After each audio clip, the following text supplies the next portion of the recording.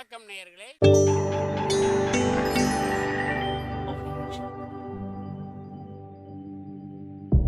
மகிழ்ச்சிக்கோர் தென்கட்சி என்ற அலைவரிசையில்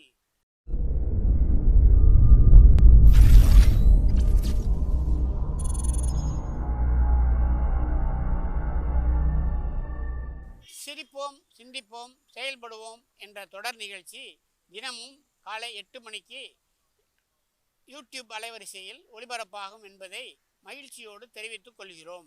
காஞ்சிபுரத்தில் பல்லவ ராஜா ஒரு கோவில் கட்டினார், கைலாசநாதர் கோவில். அதுக்கு கும்பாபிஷேகம் பண்ணுறதுக்கு ஒரு நாள் குறிப்பிட்டு அதுக்கு வேண்டிய ஏற்பாடுகள்லாம் பண்ணினார்.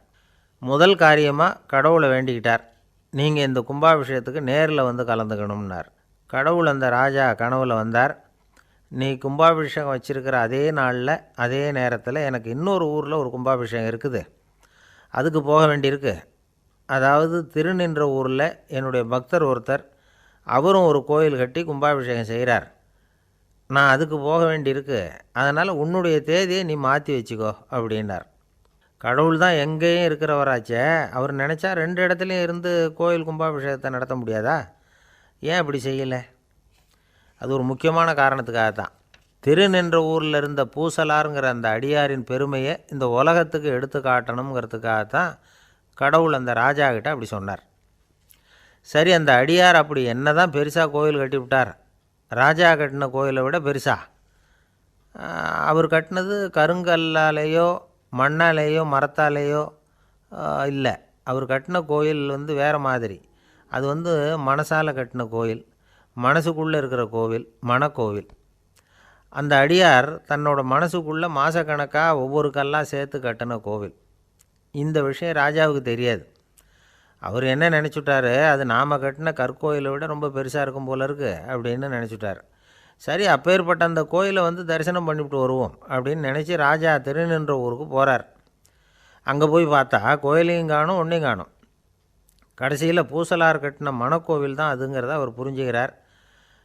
உடனே அந்த அடியாரின் காலில் விழுந்து வணங்குறார். அவரோ, இது மனசால முயன்ற கோவில், இதுக்கு இத்தனை பெருமையா அப்படின்னு ஆச்சரியப்படுறார். இதில் ஆச்சரியப்படுறதுக்கு ஒன்றும் இல்லை. ஆண்டவன் விரும்புகிறது அகபக்தியையே தவிர புற தோற்றங்களே அல்ல. இதை நாம் புரிஞ்சுக்கிட்டோம்னா நமக்குள்ளே எந்த வேறுபாடுகளும் வர்றதுக்கு வழியே இல்லை. இன்னொரு ராஜா இருந்தார். அவர் ஆண்டவனுக்கு படைக்கிறதுக்காக ஒரு தார் நல்ல செவ்வாழைப்பழமாக எடுத்துக்கிட்டு போகணும்னு நினச்சார். அதனால் நாளே அதை வாங்கிட்டு வர சொன்னார் வேலைக்காரங்கிட்ட. வேலைக்காரன் போனால் கடைத்தெருவில் ஒரு தார் பழம் வாங்கினான். வர்ற வழியில் அவன் குடிசை. அப்படியே எட்டி பார்த்துட்டு போவோமேன்னு நினச்சான். போனான். அங்கே இவனோட குழந்தை பாவம் பசியால் கத்திக்கிட்டு இருக்கு. இவன் பார்த்தான், இவ்வளோ பெரிய தாரில் ஒரு 2 பழம் எடுத்தால் தெரியவா போகுது அப்படின்னு நினச்சி ஒரு 2 பழத்தை பிச்சு அந்த குழந்தைகிட்ட கொடுத்தான்.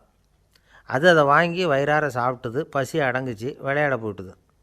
இவன் அதுக்கப்புறம் வாழைப்பழத்தை எடுத்துக்கிட்டு அரண்மனைக்கு வந்தான். 2 பழம் பிச்சிருக்கிறது ராஜாவுக்கு தெரிஞ்சு போச்சு. இவன் உண்மையை சொல்லிவிட்டான்.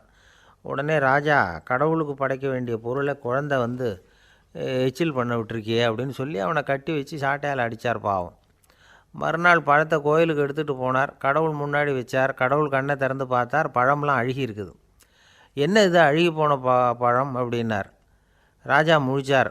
நல்லா தானே இருந்தது அப்படின்னு நினச்சார். அப்போ கடவுள் அந்த ராஜா கிட்ட சொன்னாராம், இதை பார்ப்பா, இந்த தாரில் 2 பழம்தான் நல்ல பழம், அந்த 2 பழங்களையும் நேற்றுக்கே நான் சாப்பிட்டுட்டேன் அப்படின்னாராம். அப்போ தான் ராஜாவுக்கு புரிஞ்சுது, ஏழை குழந்தையின் பசியை தீர்க்கறதுக்காக உதவுன அந்த 2 பழம்தான் இறைவன் சாப்பிட்ட பழம்னு. இறைவன் இருக்கிற இடம் எது? இதுதான்.